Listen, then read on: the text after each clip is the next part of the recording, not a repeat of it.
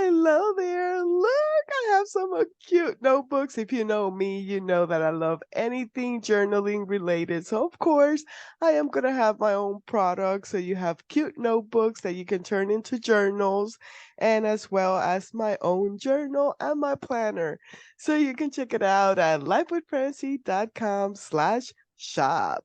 Hello and welcome to Life with Francie podcast, a place where you will find all kinds of conversation like mental health, self-love, self-care, trauma, hobbies, and more. With this podcast, I want to create a place where we support one another in business and personal life. Hope you enjoyed this episode. Today's episode was thanks to Podmatch, an amazing community for podcast guests and podcast hosts to do amazing collaborations like this one. They have tools and resources for anybody in the podcasting world. You should check it out. And on today's episode, I have the pleasure to talk to Ben, who has always been drawn to indigenous culture and their spiritual practices. By the age of 12, Ben was reading everything he could find about tribal cultures. Around the age of 14, Ben began to learn of traditional medical, psychological, and spiritual practices of a number of different tribes of North America. Ben's greatest desire is to bring about a more profound level of healing in our society. By sharing this form of healing, he finds that people experience a greater state of health and sense of well-being that they have previously known. I am so excited. Welcome, Ben. Tell us, what is Hey, life with you? Francie. Wow. On a day-to-day basis, it's just doing intensive practice, a lot of intensive meditation practice, and there's Qigong practice, periodic interventions, like going on the Vision Quest. And part of that was because years ago, as you mentioned, from adolescence, just being drawn to Native Americans and other indigenous peoples and finding myself in a community of predominantly Kiowa Indians. That's where my car broke down.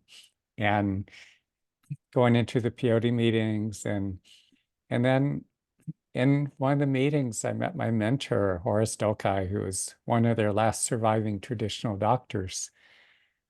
So Horace passed on portions of his healing gifts to me.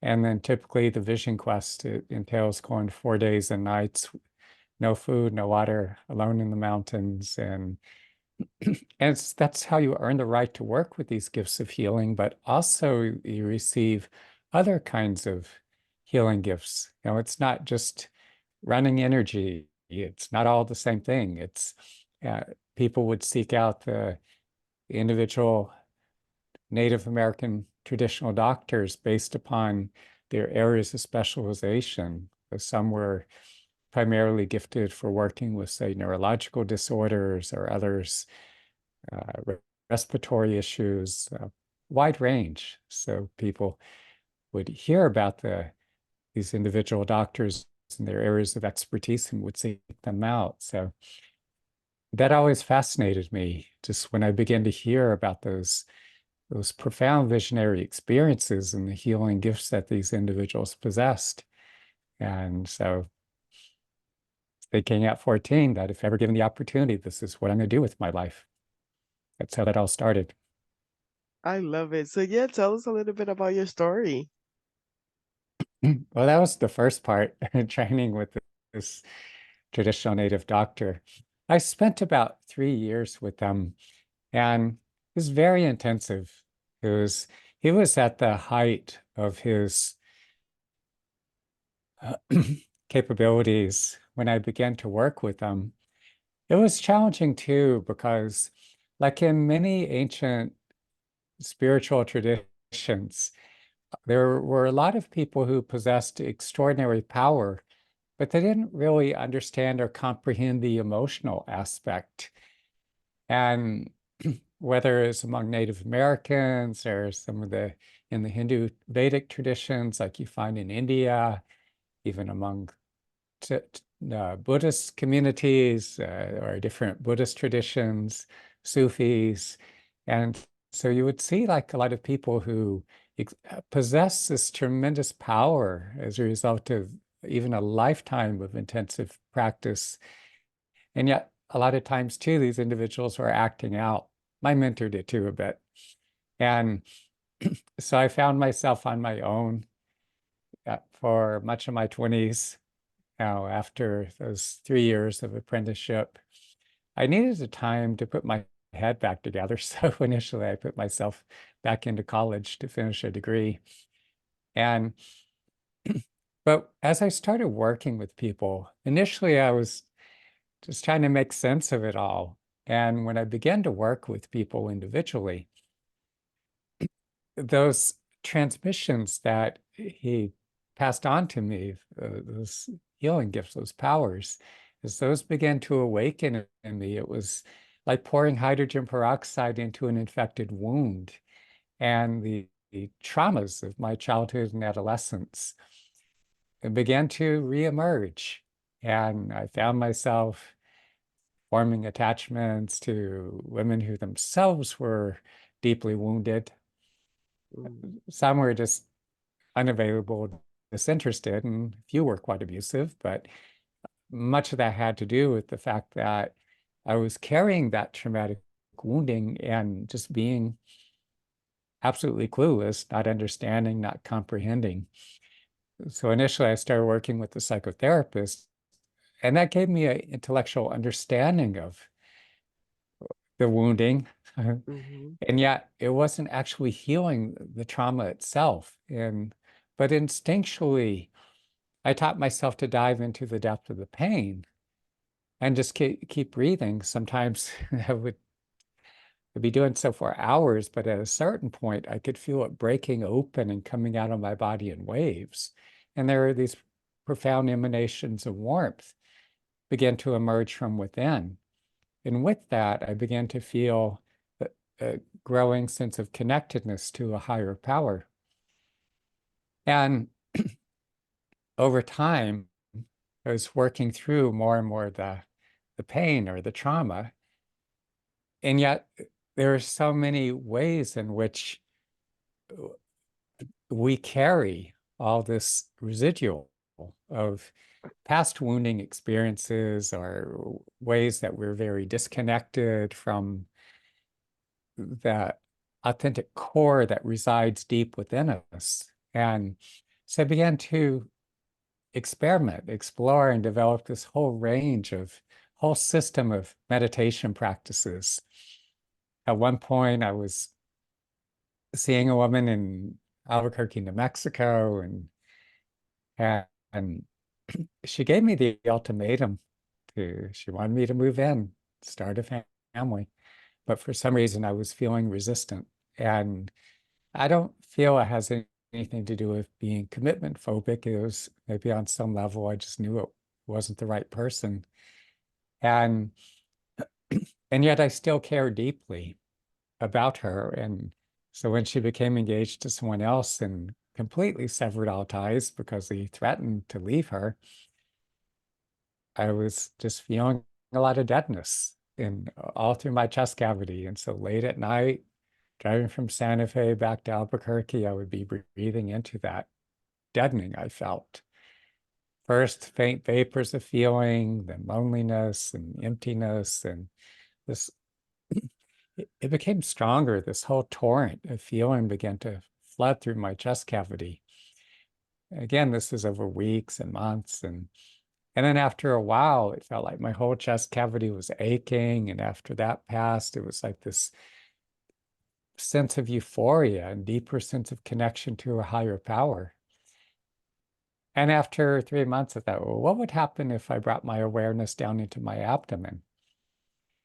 And didn't feel much of anything at first, but as I continued, there was all kinds of rumbling and churning, more intense sensations of burning and pulsing and tingling. And it's amazing because I found that this abdominal region hooks into these deeper, more reptilian parts of the brain. And when you clean out as you spend a lot of time working on your computer, you're uh, on social media, you're using Mm-hmm. various websites, and your computer gets backed up with a lot of garbage. And so there's a way that our bodies, the brain itself accumulates a lot of residual of all these impressions, of all these experiences that we don't fully process or digest. So I'd be doing this practice, the emotions would come up, all the impressions, and I'd be processing or digesting that. And what I find is that so many people are just not all that present in their bodies. I wasn't either. Mm-mm. It was a lot of people, a lot of us are very much disconnected, very dissociated. Yeah. And so there were ways in which I was so naive, and often I would find myself being disappointed by people, their words and their actions. There was this massive incongruence, and sometimes being taken advantage of by people. And and so as I was working with this practice, I found that it was drawing more of my awareness deeper down into my body. And so I could hear what people said. Instead of just taking people at face value, I could hear what they said. But I could simultaneously, I could also feel where they were coming from. I could feel the incongruence. I could feel when people were not quite on the level, or they were dishonest, and that was especially helpful later on when I found myself in Sri Lanka. Country was in the midst of a brutal civil war, and there were all kinds of dangerous people, criminals, people that should have been locked up, but they were running loose. And there were times I literally had to fight to get myself out of dangerous situations. But I would just sense into people. And yet there are other people who are so caring, so kind-hearted. And I would meet people and approach all hours of the day and night when I was out. I could be waiting on the side of the road for a bus one night. This guy stops on his motorbike and says, "Look, at this hour, you can be waiting a really long time for a bus. Just hop on my bike here and I'll take you wherever you need to go." Other people would take me into their homes, feed me, and I developed a lot of close relationships. Actually, in many ways, I preferred being in Sri Lanka during the wartime because there were hardly any tourists. And I would just be out and just staying out in villages. People would be in absolute shock, so like as if the Martians had landed or something. And after the war, I eventually ventured into the former war zone and got to be friends with a lot of people in the North, and including a number of former rebel combatants that were, these people are basically fighting for their survival. Mm-hmm. So How can one transform heartache into powerful catalyst that opens their heart in a way that increases their capacity to love and be loved? that's a big issue for so many people. Yeah. Starting out for many from childhood, many of us experience this emotional wounding. And I feel for the most part, our parents are doing the best they can with the understanding, the resources that they possess. Of course, that's not all parents, but I feel that most are doing the best they can. Mm-hmm. So, not parent bashing, of course. And we're now adults. So, even if there is that wounding, it's our responsibility at this point to take the steps needed to heal. And we can take these, whatever experience we have lived through, and we can utilize it, even if we experience some wounding of one form or another. As we work with that, it can over time work to our advantage because it gives us the opportunity to go to places that many people never will, to heal parts of ourselves and to develop these parts of ourselves so that we could become more present. And not only that, so that we could develop truly extraordinary or exceptional capacities. And the greater the wounding, if we're willing to do the work, the greater the transformation or the development that we will undergo. So on one hand, many of us are most basic needs have not been met. Yeah. And so there's that component. And also many of us have experienced some combination of verbal, emotional, physical, or even childhood sexual trauma. And so when we carry these deep emotional wounds, what often happens is we find ourselves attracting other individuals into our lives who will, in one way or another, reenact these early life traumas. They will deepen the existing emotional wounds. In addition, I know of many individuals, parents who are very loving, supportive, kind, nurturing. But the fact that I think it's something like maybe 15% of the population or so would fall into that classifications of let's see, cluster B personality disorders like borderline and narcissism, and Mm-hmm. or being an absolute sociopath even. And you have someone with, a malignant narcissist basically on a search and destroy mission and can eat you from the inside, do extraordinary damage. And so even if you grow up with loving and supportive parents, at those early ages, in your teens and 20s, when you're starting to fall in love, we're vulnerable. We have no idea what we're getting ourselves into. And we have very little, if any, understanding of mental health issues. Mm. And Yep. so being so naive, a combination of there are a lot of people who themselves are deeply wounded and can be very damaging, and also the fact that we carry our own emotional wounding, and the fact that we've never learned to work constructively with our emotions. What often happens is we find ourselves getting into relationships with individuals who are not all that healthy, not a good match for us, when with all our wounding and their wounding and relationships more often than not just don't work out all that well. And so as that happens, the fact that we haven't learned to work constructively with our emotions and the relationships, as I said, they don't work out, they come to an end, they have their expiration date. And we don't process the breakup itself and the aspects of our partner and our interaction with them, or the person that we were wanting to be with, say unrequited love or abandonment or being ghosted. When we don't process these hurtful, deeply wounding experiences, we internalize them. They become a part of us in a sense. And so we carry that. And often what happens is with subsequent losses, as we keep going through more toxic relational drama, we internalize more and more of that drama, and the emotions continue to accumulate. And so it builds up in our body, the hurt and sadness and grief and loss. And there's a way we contract around those losses. And it's just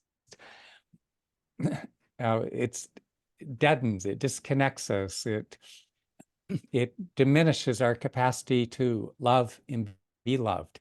And so it's critically important that we learn to work constructively with our emotions, to digest our life experiences, our that person we're longing for, wanting to be with, our former partner. I know that sounds a little cannibalistic, but no, I mean, I mean, you're actually processing, you're metabolizing your that individual, your interaction with them, your relationship.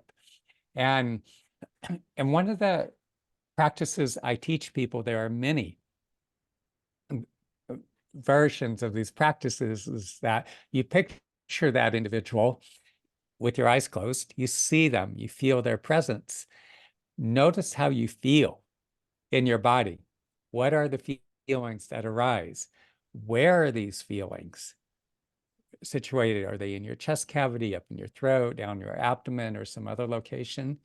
Center your awareness in the depth of these feelings. Breathe very softly, very deeply.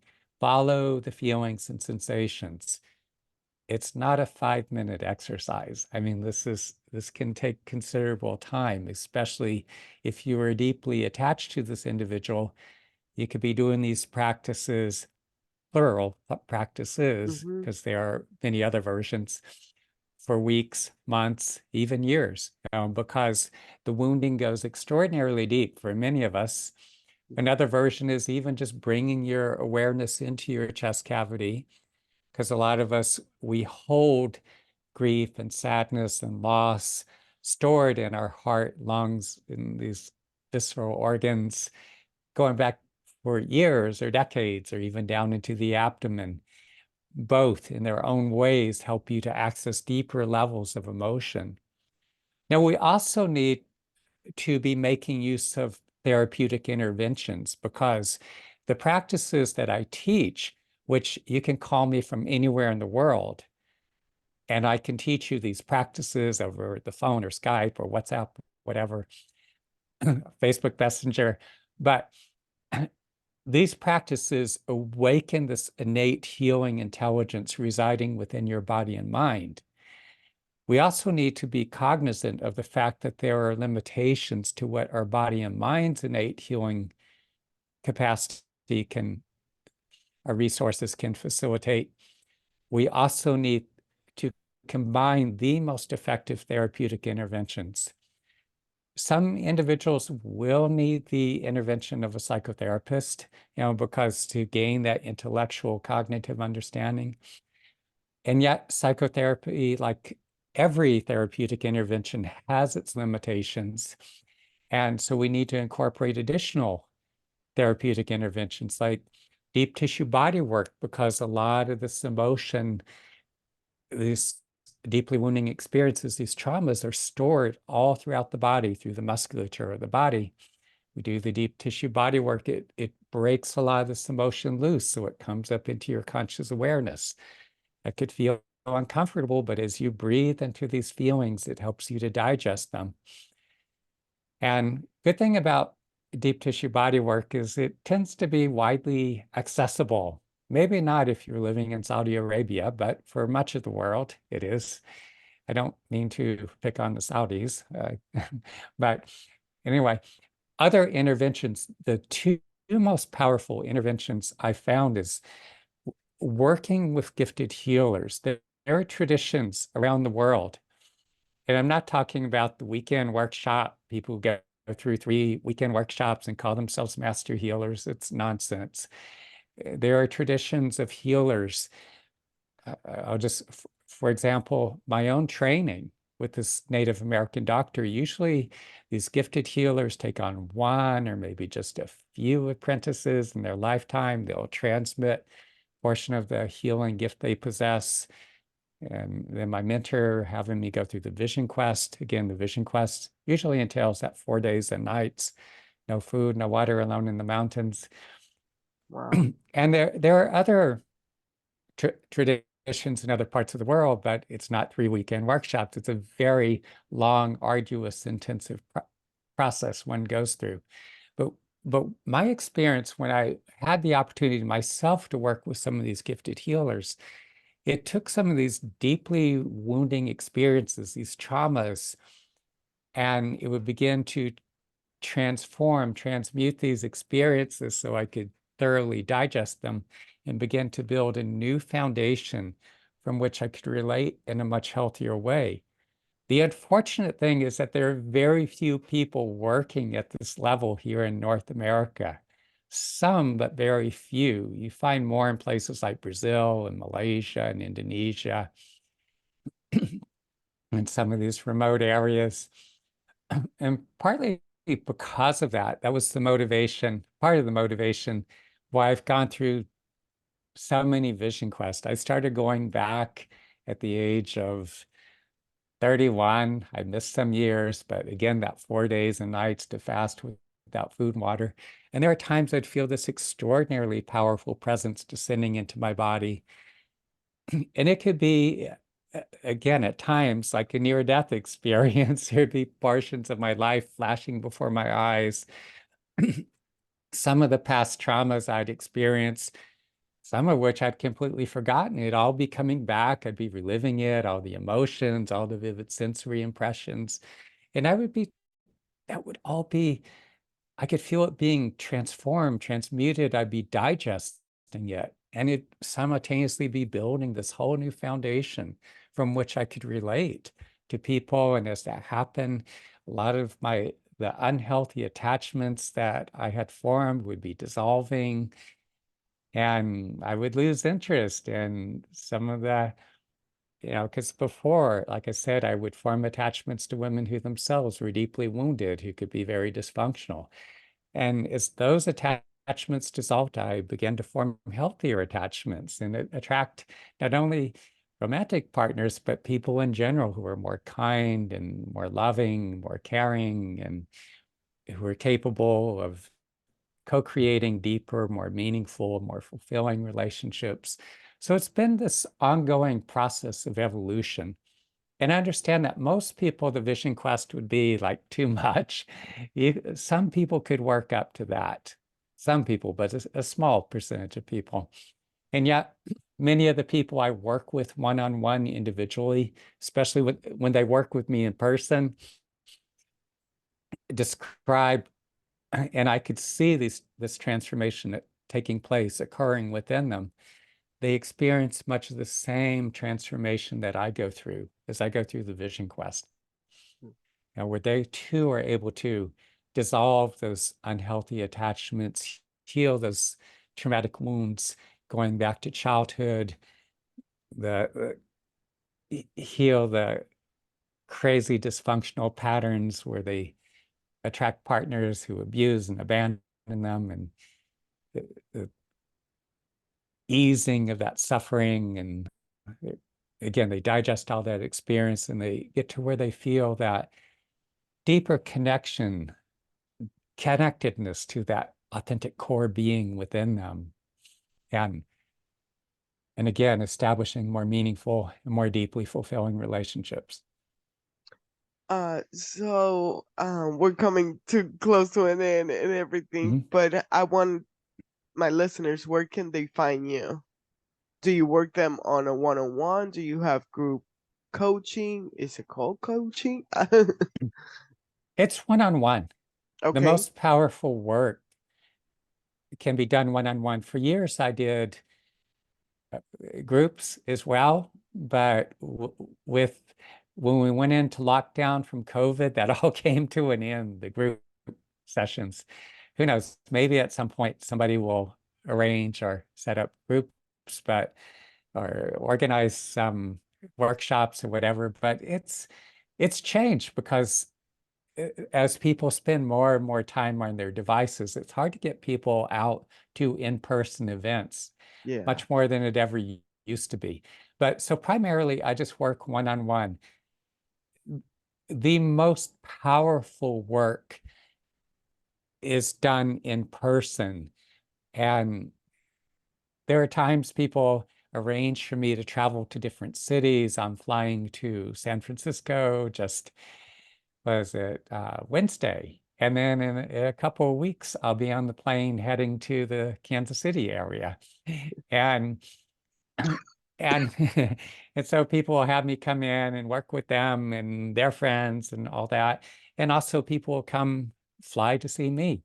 I'm sometimes in New York City, sometimes in Northern Idaho and other parts of the country, hopefully back in Europe, hopefully back in Sri Lanka before too Nice. long. But uh, the individual work, it's what I learned from I teach the system of meditation practices, and not only, well, whatever intervention you're doing, even if you're working with a psychotherapist or doing deep tissue body work, whatever intervention, these practices are crucial because you have to learn to work constructively with your emotions in order for this deep transformation to take place. Otherwise, a lot of that emotion will remain trapped in your body, and the patterns, the wounding will persist. And so the more you learn to work with your emotion, you're awakening your body and mind's innate healing intelligence. And then when I'm able to work with people in person, I work as a conduit, allowing this extraordinarily powerful presence to work through me.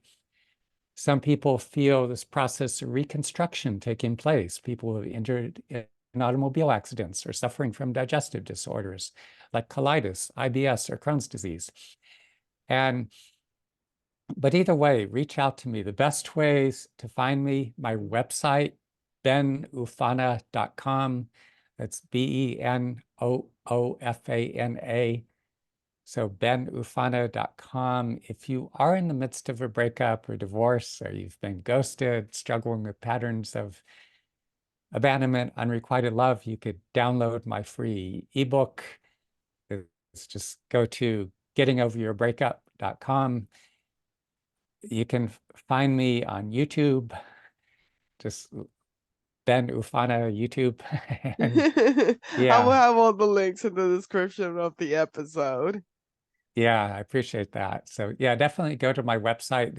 There's a contact form on my website. You can message me. There's a phone number.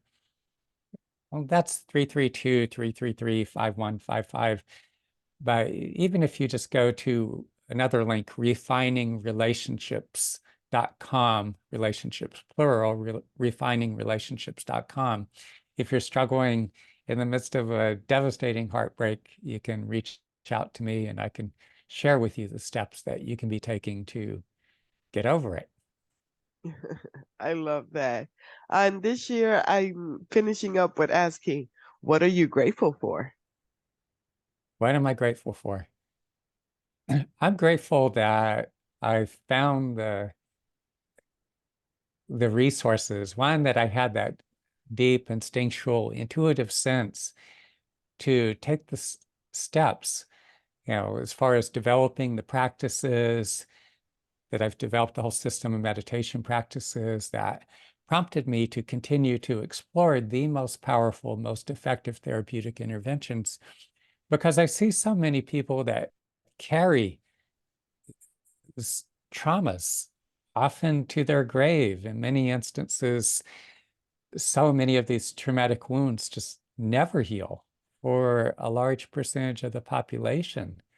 And the fact that I had that, I've had and continue to have this deep intuitive sense and the motivation to drive to take the steps, because in doing so, it's facilitated the healing of my own wounding, my own traumas that for many people never heal. And as this wounding, this trauma is healed, there's more of a sense of aliveness, more of a sense of this deep, ever deepening, ever growing connection to my authentic core. And I feel every one of us, I'm not religious, I'm more of a secular humanist, but what I found in all the training with traditional Native American doctor, the training I've done for about 17 years with the master from China, the internal martial arts that are rooted in the Taoist traditions, my own system of meditation through the many vision quest,